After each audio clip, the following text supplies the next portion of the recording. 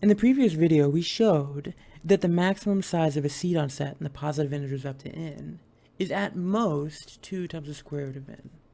And in this video, we're going to improve this asymptotically by showing that the maximum size of a seed-on set in the positive integers up to n is at most square root of 2 times the square root of n plus 1.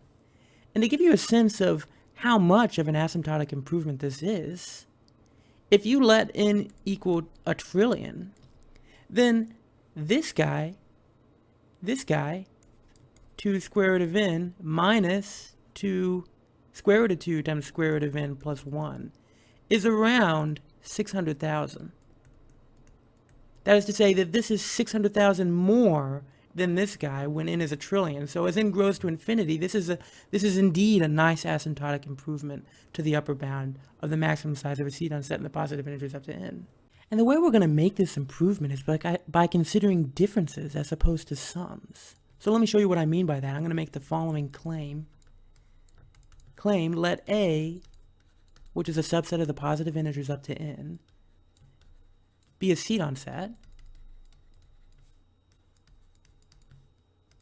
Then the number of subsets of A of size 2 is equal to the cardinality of the following set, which I'm going to denote as A minus A, where I'm defining A minus A in a way you might expect to be the set of all differences B minus A, where B is strictly greater than A, and B and A are in our seed-on set A. So let's prove it, and the way we're going to prove it is by creating a bijection between A minus A and the set of all subsets of size 2 of A. So we're going to let P sub 2 of A, that's going to denote the set of all subsets of A of size 2.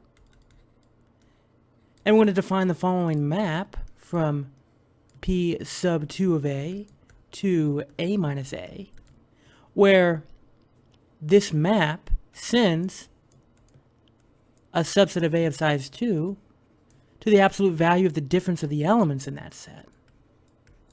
So let's prove that this map is surjective and injective. To show that this map is surjective, let's take an arbitrary element in A minus A in the codomain of this map, so let X be in A minus A. Well, then this implies, by definition of the set A minus A, that X is equal to some A1 minus A2, where A1 is strictly greater than A2. And A1 minus A2, where A1 is strictly greater than A2, and oh, by the way, A1 comma A2, they're both in our seed-on set A. Well, since A1 is strictly greater than A2, then A1 minus A2 is the same as the absolute value of A1 minus A2, which is of course the same as the absolute value of A2 minus A1. And thus, this guy X is equal to the image, based off the definition of this map F, of the set A1 comma A2.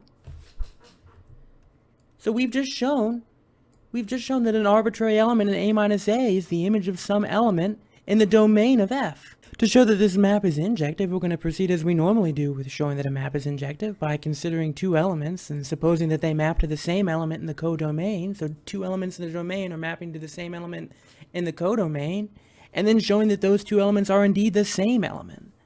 So let's do that. So let's suppose that F of A comma B is equal to F of C comma D. Well, this implies by definition of the map F that the absolute value of A minus B is equal to the absolute value of C minus D. And without loss of generality, we can suppose that A is strictly greater than B and C is strictly greater than D.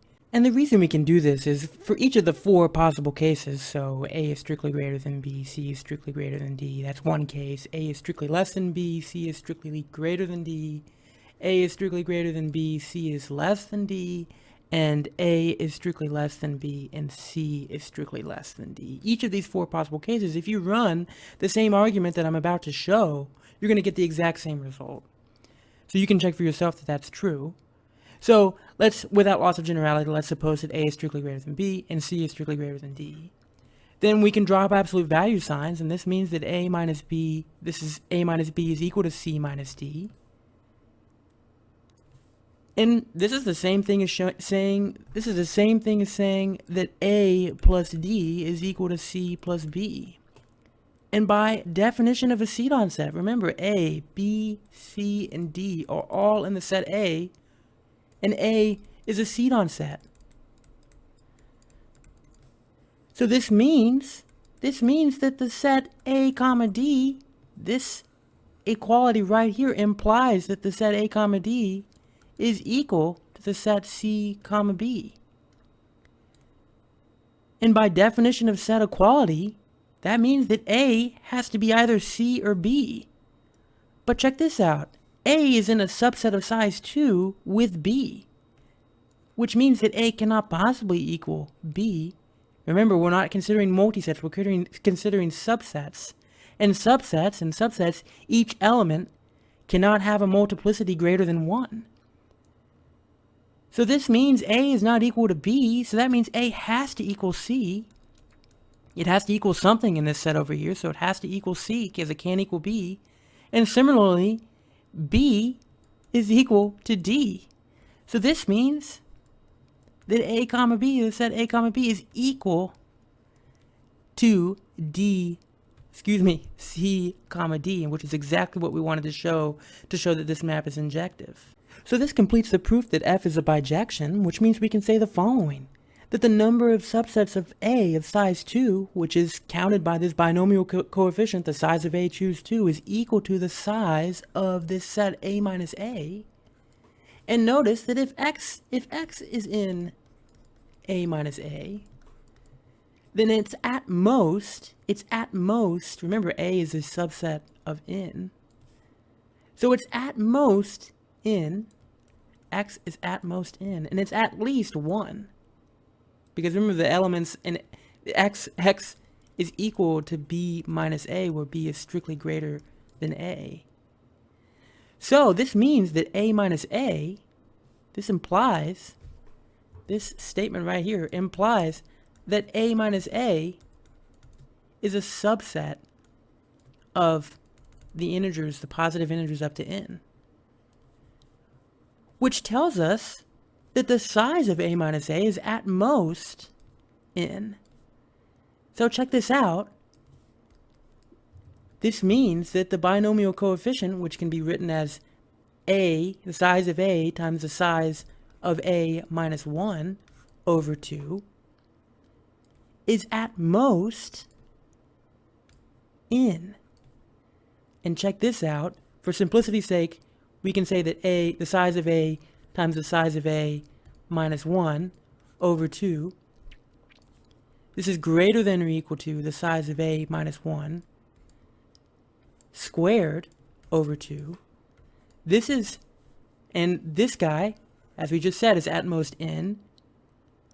And simplifying, this means that the size of A is at most 2 times the square root of N, square root of 2 times the square root of N plus 1, thus implying that F sub 2 comma 1 of N is at most the square root of 2 times the square root of N plus 1, which is exactly what we wanted to show.